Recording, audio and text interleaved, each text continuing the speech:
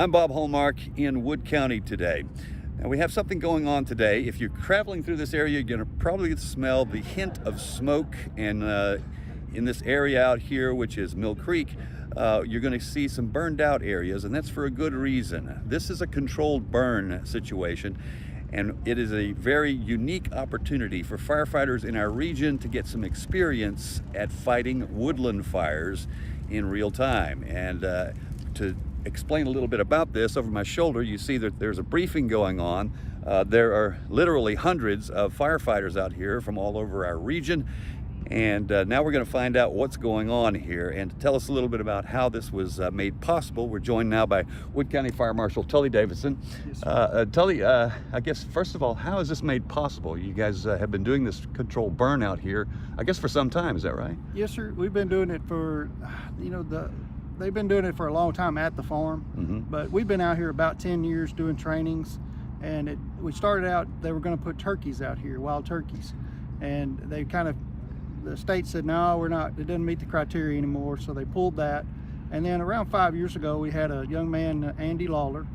He was on a fire line and he died, had a heart attack, and they had trouble getting him out, and he died when he grew up out here. So we've always done this for the last 5 years in his memory.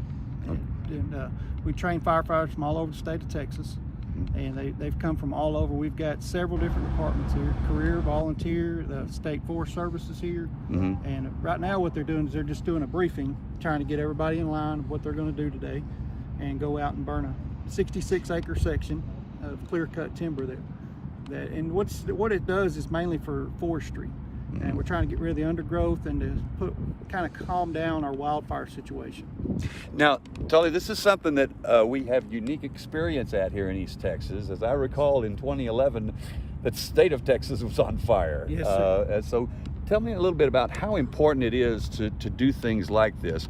A suburban fire, much different from a woodlands fire, because of I guess you have to use different techniques when it comes to that, right? Yes, sir. It's a little different. Obviously, if you're fighting a fire in the median of the road, it's pretty simple. It's contained by two different roads. It's kind of the same concept what we do here, is that we don't really go charging in. We kind of make a line, make a road more or less on one side of it, and a road on the other side, and try to box it in. Or we'll go in there and we'll put fire on the ground and actually burn that fuel out, going toward the fire that's coming toward us. All right, there we go. Now, if you thought you heard him wrong, no, that's not. That's one of the techniques, is you burn an area to contain an area. That's correct. So we could burn the fuel out, so the fire gets to each other, they just play themselves out. How unique is this? I mean, we've seen how woodland fires are fought across the country, California, Colorado, things like that, some of them enormous. How important is it to have real-time application when you have a situation like this? No, absolutely. The training out here is invaluable. You can't get real-world experience without being on a fire, obviously.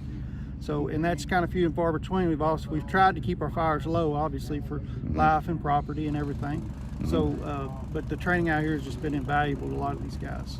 And for some guys, I'm guessing it's their first real opportunity to be able to fight a real-time situation where you do have fire in a large, 66 areas is still a pretty large area right here. Yes, sir, it is. And of course, the farm's around a little over 8,000 acres. So there's a lot of different opportunities and places we burn. We burn usually a couple hundred acres every year at least, to get these guys trained up. A lot of guys, this is their first time out here.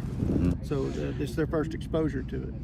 Now, in Mill Creek, for people that don't know, if they've been through this area before, you've seen this, a tree farm out here and some things of that nature. I'm guessing they have been very instrumental in helping you guys do this. Oh, yes, sir. They're the ones that really started the ball on it. They needed some help doing prescription burns, and they were worried about wildfire conditions because there's houses out here, so they're worried about the undergrowth and everybody, having fires and campfires and getting into the woods, and then it starts burning down their places. So. And that's another thing, is it's not just the timber and it's not just containment. In many cases, you have rural homes that might be endangered by things like this, and that's one of the factors you have to, I guess, make allowances for too. Yes, sir. Yeah, it's a wildland-urban interface is what we generally call that. And what that is, where the woods are and the houses are in there together.